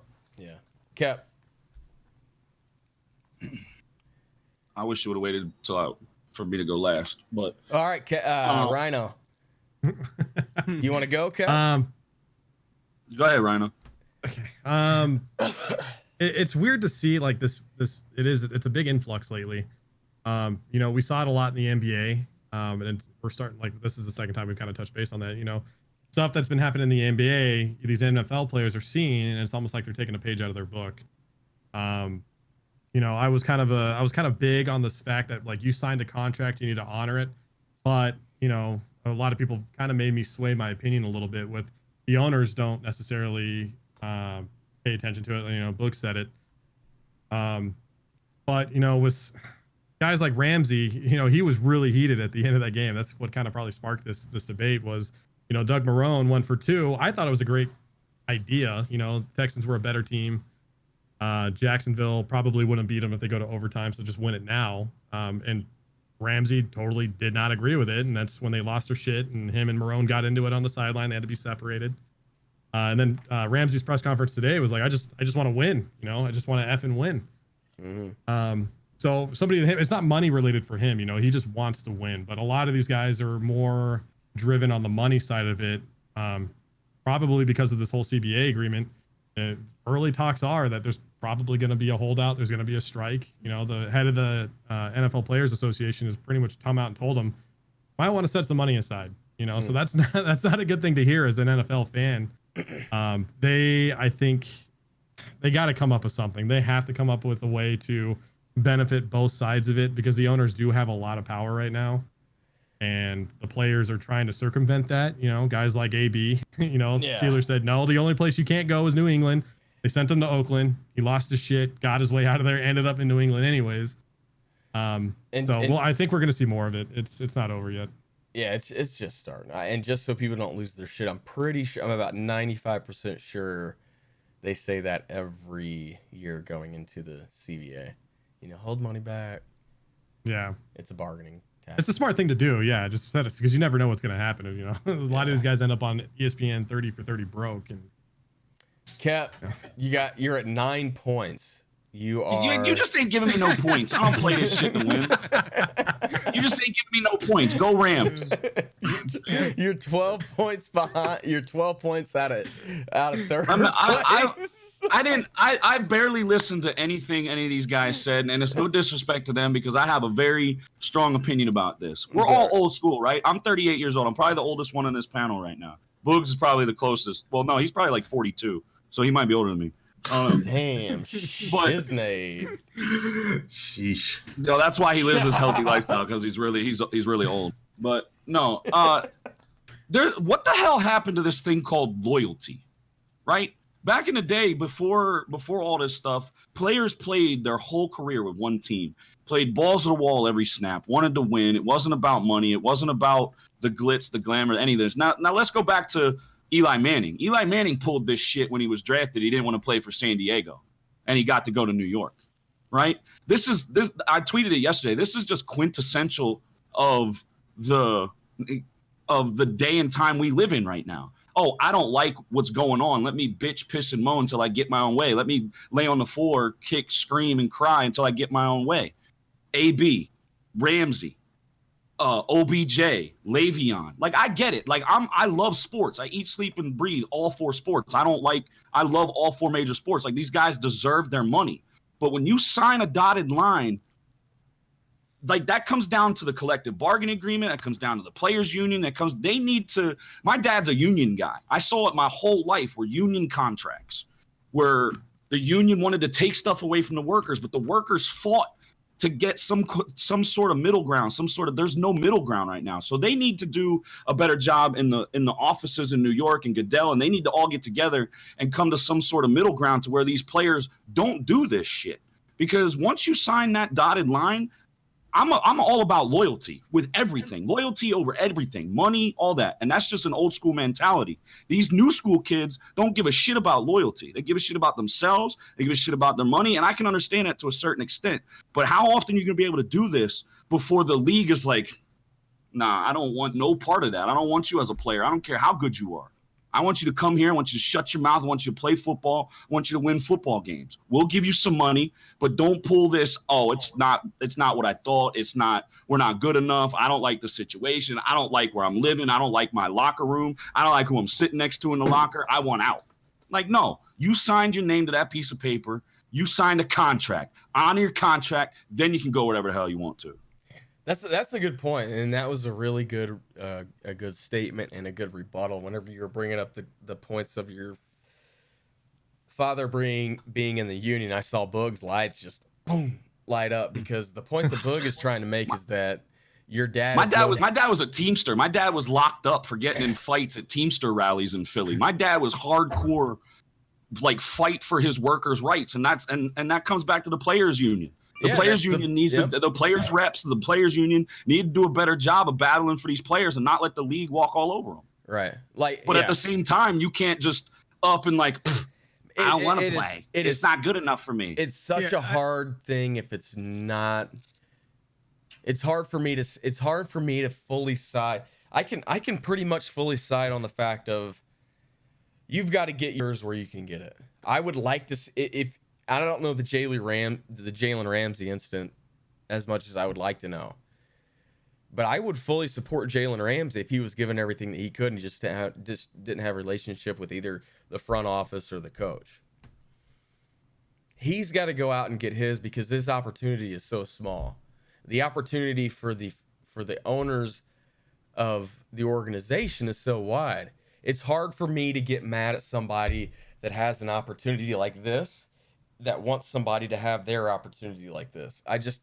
I can't do it. I can't side with the guy that's trying to oppress the players down and say, you signed that contract, yada, yada, yada. We're like, yeah, but you can cut me. And that's the argument. Yeah, but you can cut me at any time. I'm like, well, then what are we doing signing contracts then? Let's go back to the general. And then, like, that might be the thing that the. Go ahead, Can I jump Kay. in real quick? Take it up. Yep. Okay. I think. Yeah, sorry. Well, I think like for Keop and I, especially being military guys, we have a different view on contracts, right? Like Boogz was saying earlier, you know, doesn't know what it would be like to wake up and get a phone I call. signed or see 4 on years. Twitter. If I didn't show up, I got put in jail. Right, like, and I know, trust me, military and sports are very, very different. I'm not trying to have that argument. What I'm trying to say is, Yeah. like, I've woken up and gone into work and got a piece of paper that said, hey, you're moving to Germany. Go pack your shit. You got 2 weeks to be there. And then, you know what I mean? Like, go, now you're moving to Seattle. Now you're moving to Texas. Now you're going to Mississippi. Now you're going to Italy. Like, trust me, those weren't bad spots to live, but you had no control over that. And you signed a contract to do X number of years and to do your fucking best every day, regardless of how shitty your boss was, how shitty where you lived was, how shitty where you worked was. Didn't matter. You signed up to do your fucking best day in, day out. And Who fucking rock, eh? Who rock, eh? Yeah, you boys. and it's the same side of it though. Like the company, right? The military still owns a bigger right to you than anything, because say you get hurt, they're like, whoop, thanks for trying. See you later. So all right, now all your right. career's toast. You get hurt and you're gone. So it's some of those parallels are there. They are, and I can appreciate that view on this. But the military is a phenomenon that is not experienced by the vast majority of the public. I don't even know. Do you guys know the percent? What It's is like it? 3%. 3%. Okay, so 97. So your empirical experience is something that I get Right. it. Yeah. But coming from a free market that the other 97% of the world lives in, Yeah. I've had companies that have made me sign I've signed a contract pretty much every year, but there is always something in the contract that I give my lawyer to find out in the contract that gives me a way to get out. And the same thing happens in the NFL. Like, you don't sign away everything. These guys don't sign away. No, I agree with that. Those guys, it's on a lot of the players too to be smarter about what they're signing. Absolutely. I think that, you know, the biggest difference, I mean, that was actually a good point. It's just when he brought up the military thing, like, it made me look at it from a view. But at the same time, the biggest difference is that it's a business, and when you're in the military, it's not necessarily, it's not rent. Everything isn't rent. Right. Yeah. Business, and so, and even to Keop's point with the loyalty thing, like in the back in the day and all that sounds great, but the loyalty doesn't exist from the front office. The loyalty existed back in the day with the players, and that there was a cohesiveness between everyone, and that doesn't necessarily exist now. And so it's like everything's about a business. The owners made it about a business. They saw opportunities for more money, more sponsorships, more everything, more brand deals, all the different things that they can get. Players see that as well. They kind of follow suit it from the leadership. So guys just follow suit, and they're trying to get theirs as well. They're trying to go in the best place, and they don't feel, if they felt a sense of loyalty, I think that you would see a little bit more loyalty to teams. Yeah. They feel like, yo, this owner or this general manager, whoever they're speaking with on a daily basis, was actually had their back and wasn't just going to just cut them or trade them at the drop of a dime. Dude, that is a really good point. And now that you say that, I can't think of more let's say I've met 500 people that either have ran track in college, football in college, just all college athletes. I don't know more than maybe 2 or 3 that would not reciprocate the loyalty. That's a really good point that I don't hear anybody talking about on the biggest networks. That Reggie White stuff started, I think that was Mike the beginning, like back in that time era. Norman Brayman was an asshole. That's why Reggie White left Philadelphia. Reggie White didn't want to leave Philadelphia. God, Kept getting worked up about the chat. No, I'm not getting worked up. I'm just somebody said it in the chat that brought up Reggie White. Reggie White didn't want to leave Philly. Norman Brayman was an asshole. Hey, just didn't want to give him any money. You guys remember the tour that Deion Sanders went on whenever he was going to San Francisco and to Dallas and Atlanta? Like, that was exciting. I would love to see the same type of show with Jalen Ramsey. I love seeing Michael Irvin and Deion fight. Dude, that was great. Ready for him to come to the Lions. Or the Kansas City Chiefs to run to the Super Bowl. We have really gone over our time, and Boogz, I apologize. I don't know what kind of time you carved out for tonight, but I do apologize for taking up more than... It's way past his bedtime. Oh, it's definitely way past my bedtime. Too. We're good. Okay. We're going into the last topic. All right. Lamar is going to be at Mahomes' home. He's going to be at Mahomes. Mahomes. Yep. That didn't work. He tried. Pay for effort. What are you talking about? Point is we're seeing some new school guys who are quick to jump on the Lamar Jackson bandwagon and say that he's one of the top 5 QBs in the league. I'm not saying he's not, but we do know who is the top 5 QB in the league in Mahomes. What are you guys expecting this weekend? And if Lamar beats Patrick Mahomes this weekend, will this start the MVP run for Lamar? Okay, start us off.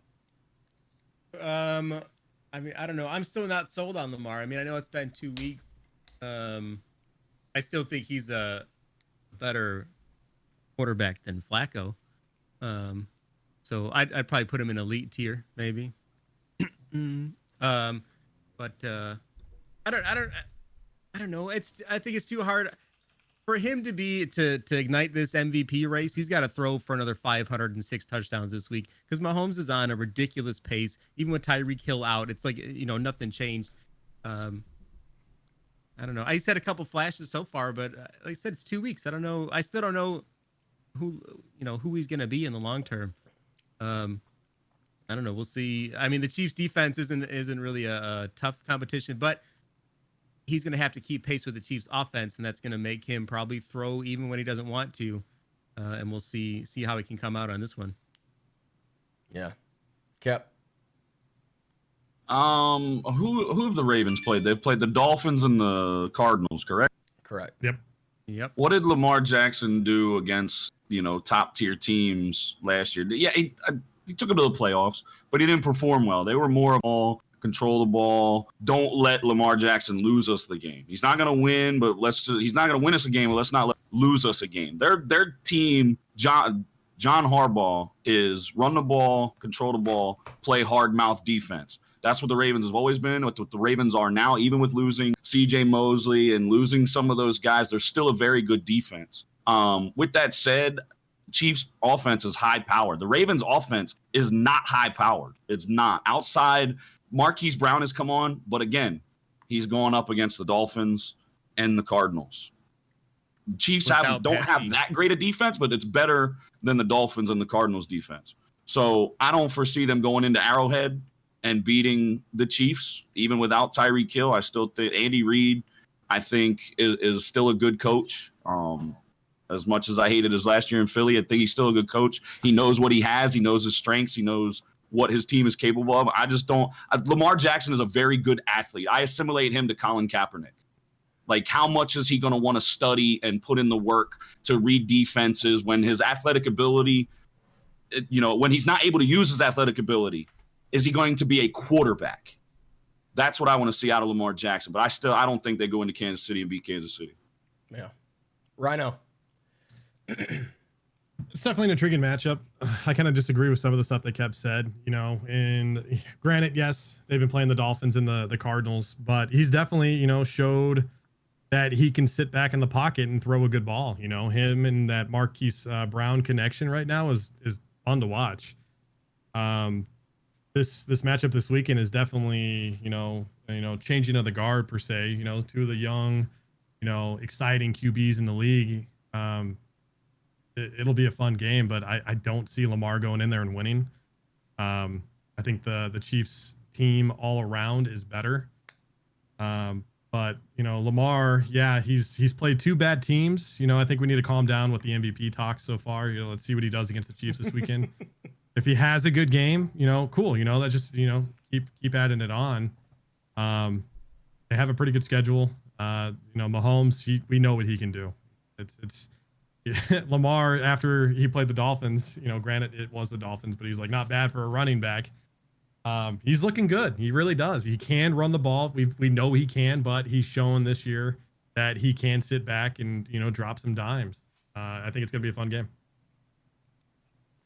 Boogz, bring us home, man. I echo exactly All right. what a lot of these guys say. I mean, Lamar, he's played some bad teams. He's played two bad teams, and honestly, it's not going to be very, like, if you just look at it from an on paper standpoint, the Chiefs defense is terrible. So him having a great game again isn't very impressive. But what I think would just kind of get him over the top and get him in that conversation is the fact that the stage is what changes it. I expect him to have pretty good numbers because the Chiefs defense is good. But because he's on the stage against Mahomes, he knows he's going to be compared against Mahomes. So, that right there makes it a high level game, and it raises the stakes a little bit. So from that standpoint, if he has a great game, then I think he should definitely be in the MVP race and at least talked about, because right now, I mean, he is showing that he can deliver a pass. He's throwing some accurate passes. His release seems real quick and fluid, and he can just make a lot of plays, and he's doing it from the pocket for the most part. And he right now, I don't think he's top 5 for sure. He's definitely not top 5. I don't even know where I'd put him. Maybe top 15. Ahead of Stafford. No, most definitely not better. I'll have a Keop just takes every shot he can, man. There's an opportunity, I'm gonna go. I'll name the quarterbacks I'll take over him, and then everyone else, I think there's an argument for him. So here's the quarterbacks I'll take over him: Matt Stafford, Tom Brady, Drew Brees, Mahomes, and there's somebody else that I'm missing. Phillip Rivers, and Rodgers. Rodgers. Those are the quarterbacks I'll take over him. That's pretty good. 7. After that, I feel like he has an argument. I Yeah. feel like he has a legitimate argument to be on the same level as any other quarterback in the league, as long as he can keep pace with what he's doing right now. And as far as the potential, I mean, the sky's the limit as far as potential is concerned. Right, that's a good point. We're only in week 2. So if we're talking about MVPs, he's put up an MVP season. He's played so far. 7 NFL games, and we're talking 2 MVP. games this year against bad He's teams. played 7 NFL games total. But if here's the key terminology and phrases: 2019, 2020 MVP. We're 2 weeks in. If he goes to week 3 and beats Patrick Mahomes, I think he's in the conversation for MVP, at least for week 3. Maybe not until the he entire plays season. the defense. I don't know what defense y'all are watching, because the Kansas City Chiefs are good. I said so. they have an Their okay defense is defense, bad. but it's not. It's not an easy place to get a win, and if he can go and get a win in Arrowhead, Yeah, because Yeah, they kudos have to to him. score 50 to win there. If you don't Yeah, it's score gonna be 50 a high at Exactly. Arrowhead, you're not winning. and that was a statement that Boogz had made, was he's gonna have to put up some points to get the victory. So it's not just Yeah. the victor, it's not just the good performance, or it's not just the victory. It's that he's gonna have to put up a good performance to win. and to be able to be considered in the MVP discussion, he's gonna have to have a good performance. So, and get the W. Congratulations, Boogz. What's going on? You are tonight's That's the only champ. thing you're winning this week. You know, As a Lions fan, it's the only thing you're winning this week. Fuck you. No. definitely going to beat the Eagles this weekend. I cannot wait. I cannot wait to see that egg on Keop's Twitter this weekend. Is going to make my weekend. Nothing's going to be greater than to see that egg. Nothing's going to be greater. So Honestly, I want to see Keop's Stafford jersey on his next string. I was just gonna ask. Do you guys have any kind of wager? wagers? I love it. And are Do there it. any points involved in the wager? I mean, honestly, we only went like a light 5 gifted subs to the losers channel or the winners channel. He's nervous. I gave him so many different Ooh. options. I said we can go with the. I'm not a degenerate gambler. Wheatgrass shots. I gave him wheatgrass shots to whatever shot he wants me to take. You know, we could do the gifted subs. We can do whatever he wants. I'm that confident. Look, ask my wife how I am on game days without betting anything. That's why I don't gamble. You gotta bet I can respect something, that. That's the Kev. way I am. That's what It's bad I'm enough doing. if my team loses. 5 gifted give up. subs. That's $25. Yeah, 5 gifted subs. And 5 a wheat gifted and a subs wheat work. shot. And I said and the wheat shot. I don't even know where to get. Your wife can make a I'll wheat just go out to the shot. backyard and I'll grab I'll some grass and find- eat That's what I was it. just gonna say. Go get some grass in the backyard, man. I'll find the place for him to get the wheatgrass shot. I'll go chew on some tree bark or something. So is it on the board then? You guys have? Are there points involved here? Is there a spread involved? Or are you guys No. just going straight up? Head to head. Nah, Straight up. just- Head to head, straight up. Okay. I So hate spread stuff. we have the 5 subs and the wheatgrass shot. Yeah, I mean, I don't know. We'll do we'll do like a Twitter Abby. He's scared of it, isn't he? He's scared of that. We can do the Twitter Abby thing. We'll do a Twitter Abby thing. If We don't look, have to do if the this stuff. Eagles Just win, spend your like the Twitter money. Abby has got to be what my Twitter Abby is right now, and that's me in Eagles gear. Okay, that's fine. We don't even have to do the gifted subs. We can just do the Twitter. All right. We can do a Twitter Abby and a gamer tag. All right, Whatever. all right. Whoa. I like So- it. I like it. So how long All right. does the Twitter Abby have to stay in place? 1 week. So just for the week, I would think. Ooh, Yeah. that's I think it should be into MXC the next time. has. Sorry, go ahead. Yeah. Okay. All right. Look, the Twitter Abby stays until your team wins a game. So have fun having my Twitter Abby as your shit all season long. I can't wait for Sunday now. This is gonna be so much fun. I've Never been that so can be a excited deal. to watch an He said Eagles it game. can be I'm a not gonna deal. lie. That can be the deal. We're all Oh, invested in this shit. game now. Right. Yeah, we are all invested in this. I am. Whoa, man, this could turn into a few-month thing here. I mean, I'm confident my team's gonna keep I was racking just up gonna dubs. say if Wentz goes down, When it goes down, it's gonna get dark. There's no Nicky. It's gonna be a good game. I mean, the Eagles have no wide receivers right now. Yeah, Darius Slay is They're gonna real lock banged up. down whatever receiver they have left, and then this is gonna be Pick City. So I'm excited. Yeah. I already know what's gonna happen. All right. I look forward to your Twitter avatar.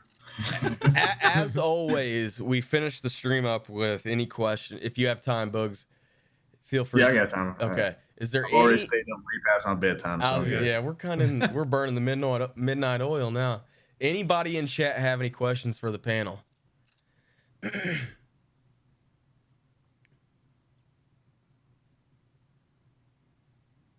I'm waiting for them to say something. I'm like, oh, they're just typing. I don't know why. I was like, it got real quiet. I was listening. I'm like, nope, nobody's got And nothing. Jet's dead. Yeah. Well, that might be it. All right. Go back to I think we've talked enough about Mutt. I don't think anybody wants to talk about Mutt, Yeah, right? I think we're good. Yeah, I think Beat a we're dead mudded horse. out. When are you gonna be on Friday Night Football again, Boogz? back on Friday Night Football next Friday. I had to take a nice little break. I wasn't. Hey, Way too- fingers crossed. You might be seeing your boy down there too. Oh man, that'd be great. Next Friday? Not not next Friday, but fingers crossed you might see me down there too. Well, All I right, mean, nice. glad to hear that. So that now I'm just gonna be advocating for. Yeah. Get to politicking. Yeah, we're gonna push for my dude to get in there. Yeah, that'd be great. But yeah, next Friday, not this Friday coming. Next Friday, I needed the break. Like I said, I didn't know what my own bed looked like, so I had to take some weeks to just be at home, enjoying my family, and then also grinding the stream. I haven't been able to grind the stream because I haven't been home. My You've schedule's been all grinding crazy. that stream, dude. And that AM Yeah. stream. Yeah, that's the goal. My goal is to just keep grinding the AM and really give people something that they can expect every morning. Nice. Yeah. Something consistent. I hear you've got a pretty busy October coming up. Oh yeah. Oh yeah, we got the October coming up, so I can't wait. Yeah. That should help out a lot, and we'll see what I can do and what I can make happen. It's going to be an exciting, like this is an exciting year for the community because we're all getting opportunities that we haven't had before, and I think there's a really good group of adults that are leading the charge. Yeah. Maybe one year. So Yeah, I got a lot of cool ideas. Like I said, I've been mixing in the stuff. I got my I plan on starting my 2 podcasts. One of them is kind of similar to this, but not Sure. quite the same. But yeah. so yeah, got a few ideas. Well, you're always welcome to promote them over here, man. I appreciate you coming out. Did chat come up with anything? Who was the team that surprised? There's a couple good ones. Yeah. Go ahead. Who was the team what team surprised you the most? And then what was the consensus Ramsey landing spot? Consensus landing spot for Ramsey would be the Chiefs. You just want him to go to the Chiefs. I'm just gonna will him into the Chiefs. Yeah. I would be pissed if he went to the Chiefs. I mean, the Lions for sure. The greatest cornerback tandem ever. In all seriousness, if we were actually able to pull it, I really hope that they would be smart. I honestly, all bias aside, I don't think our front office is smart enough to make this happen. But if they could make it happen, think about it. Having Slay on one side and Ramsey on, that could do so much for No fly defense. zone, man. And so, I'm really pushing for they will get. I mean, whatever it takes, just trade the entire team. We're not good at first round picks, and we suck at it. Yeah. It's not good. So why not just get rid of it and go with a sure thing versus us trying to, scout and actually guess something. We're not good at that. So let's just go ahead for a sure thing. I don't think they're going to trade him, actually. I think they'd be ignorant to trade him. They need to get rid of... Is it Maroney? Marone, yeah. Doug Marone. Yeah, he's got to go. Get rid of Marone. Well, yeah, that's one thing a lot of I've heard this week was well, you're probably going to fire your coach anyway, so why be out a coach and your number 1 corner? Right. Yep, good point. Yeah, really good point. All right, let's wrap this up. We've gone long enough. Last I heard, it was down to 3 teams. It was the Chiefs, Seahawks, and Eagles. Those are the 3 teams that are really in on to the Eagles. I mean, are you looking at it right now? No, I saw it earlier and I was trying to find it. Colts. No shit. Oh, Colts now? Colts are in there. Okay. I thought you were effing with us. Okay. I mean, I would love it, obviously, because, he's one of the best corners in the league, but his diva shit won't fly in Philly. So, so we'll see. Yeah. Our fans beat up 76ers basketball players at tailgates. So, I was just going to... Never mind. No wonder y'all suck. Never mind. All right, chat. Thank you guys very much for showing up tonight. Boogz, I appreciate you coming through, man. It was great to have you on the show. Great hanging out with you. Great getting to know you a little bit. Oh yeah, it was fun. I mean, anytime if I'm always send an invite, I'm always will jump on. So Awesome. It was fun. I think whenever Thanks, Boogz. we close this off, I think Keop's gonna try to claim some tree hugging hippie bullshit is the reason you won because we share. make no mistake about it. Me and Boogz relationship is kind of like his as W's. Him and W are a lot closer, obviously, from pro circuit and whatnot. But I love Boogz, man. He's one of my favorite people in the community. So No, I'm just busting. I'm just No, busting I his know. ball. I was saying that because you always call me a hippie, and then you always make fun of him for drinking. Well, I mean, you drinking are. his wheatgrass shakes. So, all right, chat. Appreciate you guys showing up tonight. I will be live tonight, Friday night, and Sunday morning with drops. So check out Twitter. Appreciate you guys all showing up. Panel, you guys have anything else you want to say? You want to say goodnight to everybody?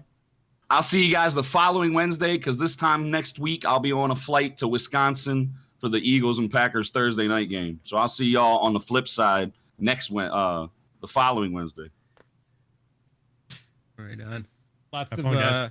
Lots of videos and YouTube videos and streams. There'll be streams from the tailgate. Promise. Me and Rhino are off to TwitchCon next week, so things might get a little light from our side. Yep. Have you guys decided if you're going to be on? Are you guys going to try to do something there or not? If not, we'll probably do a live stream. But Yeah. nothing Yeah. major. We'll probably just shoot the shit at a bar or something like that, taking chat Cool. questions. Okay. Boogz, what you got, man? See y'all in the morning, man. I'm gonna go rest. He's tired. Boog's gonna be late tomorrow. And see y'all in the morning. You guys, watches my stream know I'll be live at 9 a.m. See y'all in the morning, and then I can't wait for Keop's Abby to change. I got to think of a great Abby. Pretty sure it's gonna come to me during my sleep. I'm gonna dream it. We're gonna figure something out. Awesome. All right. Thanks, chat. Have a great night. We'll see you guys in a couple days. Peace.